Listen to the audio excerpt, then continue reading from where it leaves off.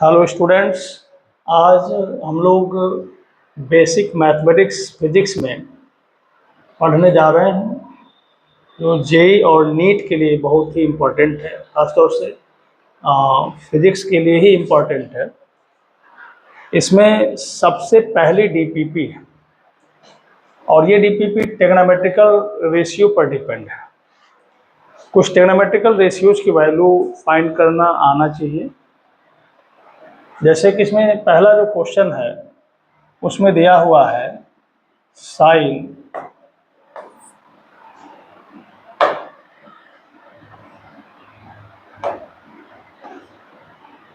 300 degree की value. अब sign 300 है तो जब कोई वैल्यू 360 के नियर अबाउट हो तो उसको 360 के फॉर्म में चेंज करना होता है। तो सबसे पहले अगर हम चाहें तो ये साइन 300 डिग्री लिखा हुआ है तो इसको हम लोग लिख सकते हैं साइन 360 और माइनस 60। अब sine 360 minus theta is equal to ये बन जाता है ये minus of sine theta.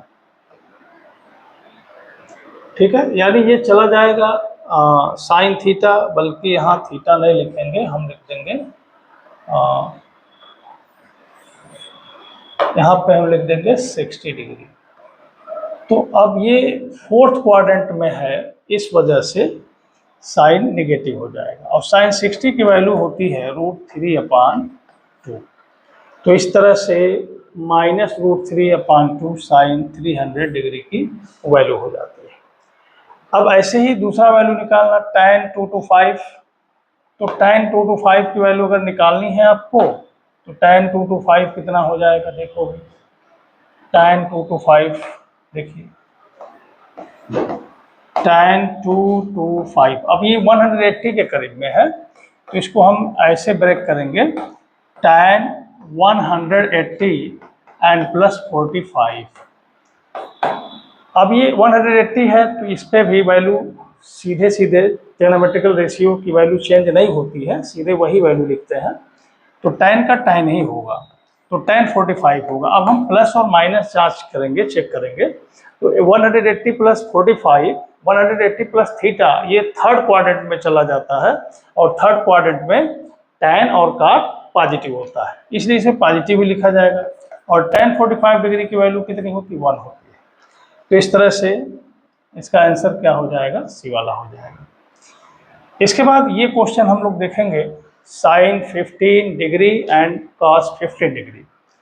The value of sine 15 degree into cos 15 degree. अब यहाँ हम ध्यान देंगे, वैसे वैल्यू तो 15 डिग्री की भी है, लेकिन अगर हम वैसे हल करते हैं तो काफ़ी कॉम्प्लिकेटेड होगा। तो इसमें हम एक काम करेंगे, 2 से मल्टीप्लाई करेंगे और 2 से डिवाइड करेंगे और उसको हम यहाँ नीचे लिख देते हैं। ध्यान दीजिए, इसको हमने लिख दिया नीचे, ठीक है, यहाँ पे। तो हमने क्या लिखा, 2 का मल्टीप्लाई और 2 से डिवाइड। तो 2 साइन 15 कॉस 15। अब एक फार्मूला ट्रिग्नोमेट्रिक रेशियो से रिलेटेड है, वो फार्मूला क्या है, हम यहाँ लिखते हैं sine 2 theta is equal to 2 sine theta cos theta. तो अब उससे आप मिलाएंगे तो यहाँ पे 2 sine theta cos theta, 2 sine 15 cos 15, this is equal to 1/2 into sine 2 into 15 and this is 30 degree. अब साइन 30 डिग्री की जो वैल्यू है वो होती है 1/2। इस तरह से 1/2 इंटू 1/2 इज इक्वल टू 1/4 हो जाता है। तो इस तरह से आपका इसमें भी सी वाला आंसर हो जाता है। इसके बाद question number 4, the value of sign 37 degree cos 53 degree. ये बहुत अच्छा सा क्वेश्चन है और इस वैल्यू की फिजिक्स में बहुत ज़्यादा ज़रूरत पड़ती है, बार बार ज़रूरत आती है। तो इसे ख़ास तौर से हमें इसे याद रखना चाहिए, तैयार रखना चाहिए। तो अब देखें,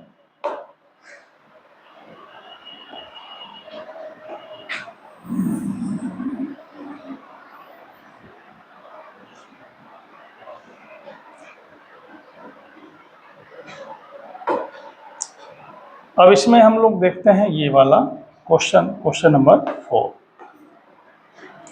इसमें साइन 37 कास 53 हम लिखते हैं पहले इसको, यानी ये क्वेश्चन नंबर 4 है, जिसमें किसी वैल्यू किसका पूछ रहा है, साइन 37 एंड कास 53। अब एक खास बात है, ध्यान दीजिएगा, ये कॉम्प्लीमेंट्री एंगल्स हैं, और इसकी खासियत ये है कि इसको या तो हम साइन स्क्वायर 37 लिख सकते हैं, या इसको हम कास स्क्वायर 53 लिख सकते हैं। एक भी आपको ध्यान देना है, कॉम्प्लीमेंट्री एंगल का मतलब क्या है, 37 और 53 को हम ऐड कर दें तो ये 90 के इक्वल हो जाएगा। तो ऐसे एंगल जिनका सम 90 हो जाता है, उनमें से एक का साइन दूसरे के कास के इक्वल हो जाएगा, एक का टैन दूसरे के काट के इक्वल हो जाएगा, एक का सेक दूसरे के कॉसेक के इक्वल हो जाएगा। ये बात हमेशा ध्यान रखना चाहिए। तो इन दोनों में से कुछ भी हम लिख सकते हैं, ठीक है। अब एक और खास बात जानना है, वो है ये sine 53 degree is equal to 4/5 होता है।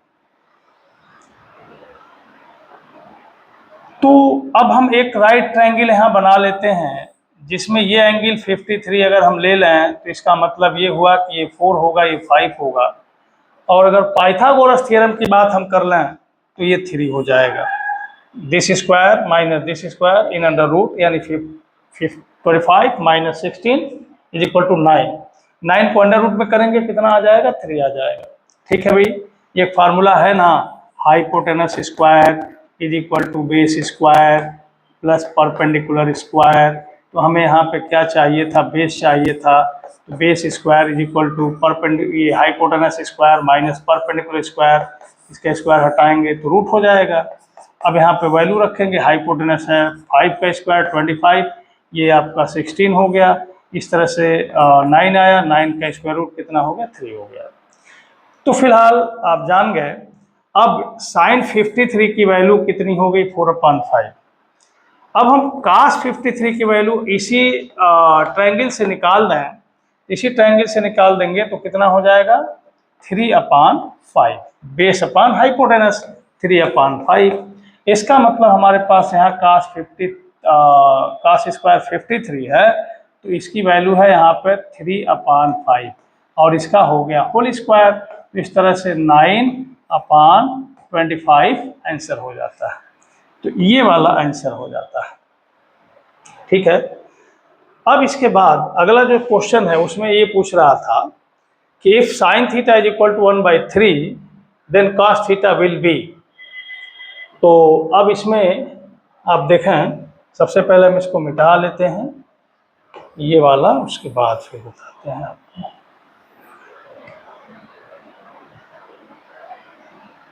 ये मिट गया, और इसको थोड़ा हम शिफ्ट करते हैं।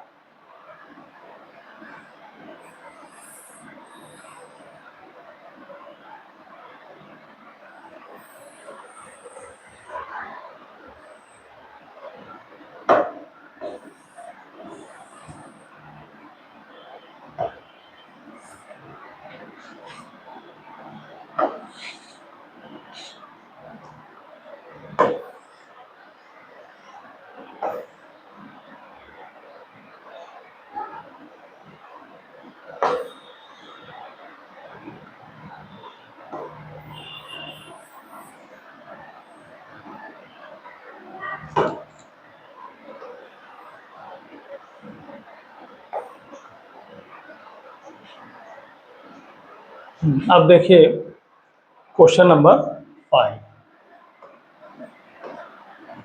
क्वेश्चन नंबर 5 में दिया है if sine theta is equal to 1/3, तो आपको फाइंड करना है कॉस थीटा। आप एक पढ़े हुए हैं आइडेंटिटी, जिसमें बताया गया कि sine square theta plus cos square theta is equal to 1।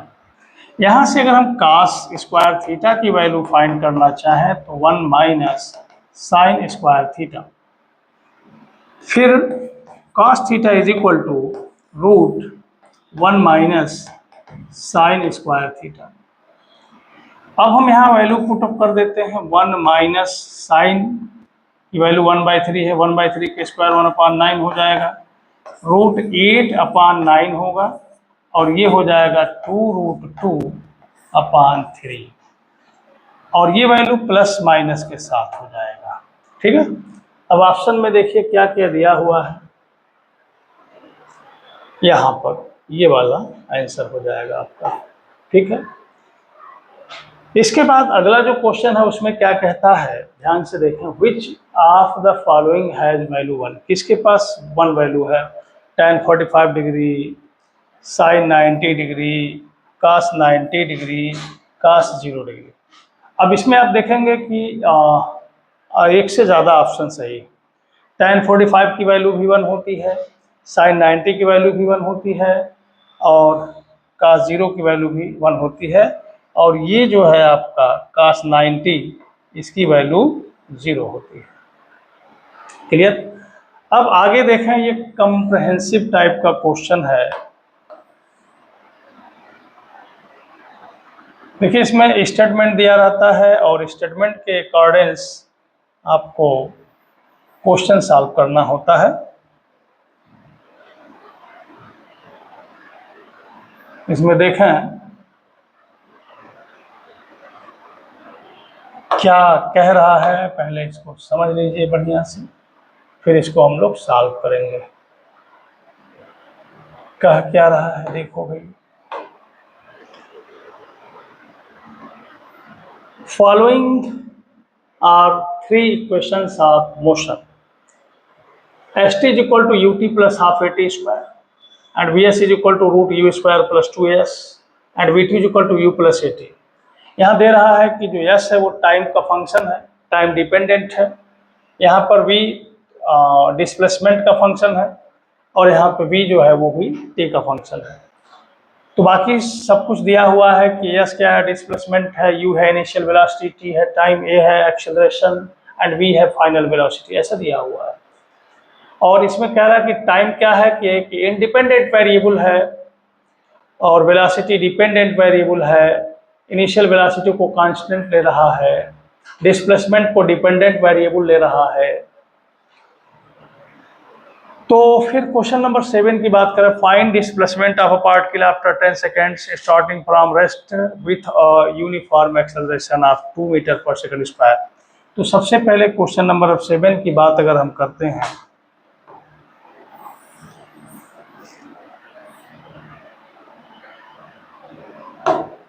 देखो भाई क्वेश्चन नंबर 7 की बात अगर करें तो इसमें कह क्या रहा है कि डिस्प्लेसमेंट हमें 10 सेकेंड के बाद, तो यहाँ पे इनिशियल वेलोसिटी इसकी 0 है, रेस्ट से चलना शुरू करता है। तो find the displacement of particle after 10 second starting from rest with a uniform acceleration. Acceleration की वैल्यू दिया हुआ है कितना, 2 मीटर पर सेकेंड स्क्वायर, और हमें निकालना है डिस्प्लेसमेंट। तो डिस्प्लेसमेंट का पहला इक्वेशन है s is equal to ut plus half at square. अब u की वैल्यू 0 है, 0 इंटू t, t की वैल्यू यहाँ दे रहा है 10 सेकेंड, तो यहाँ पे हम लिखेंगे 10 प्लस हाफ, a की वैल्यू क्या है 2, और t square this is 10 square, and which is equal to 0 plus 10 square this is 100, and which is equal to 100 metre. तो इस तरह से 10 सेकेंड में डिस्प्लेसमेंट हो जाता है 100 मीटर, जबकि वह रेस्ट से चलना शुरू करता है, यानी आंसर आपका हो जाता है बी वाला। फिर पूछ रहा है find the velocity of the particle after 100 metre. 100 metre के बाद वेलोसिटी आपको फाइंड करनी है, उसको भी देख लीजिए।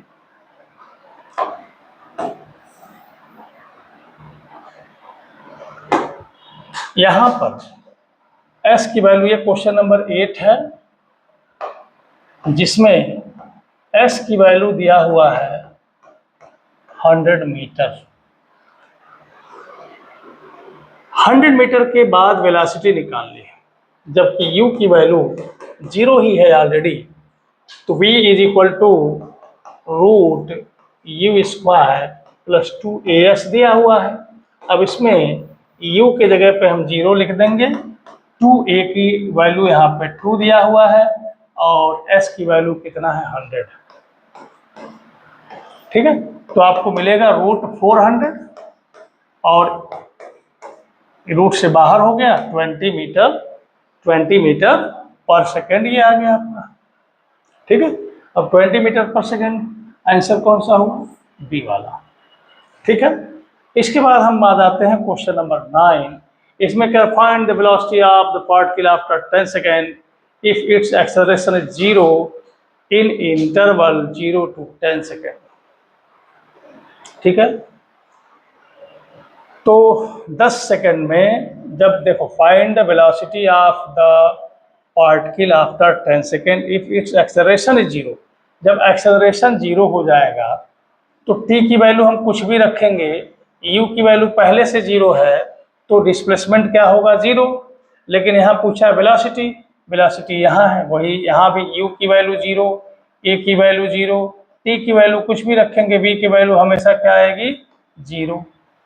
खत्म हो जाता है।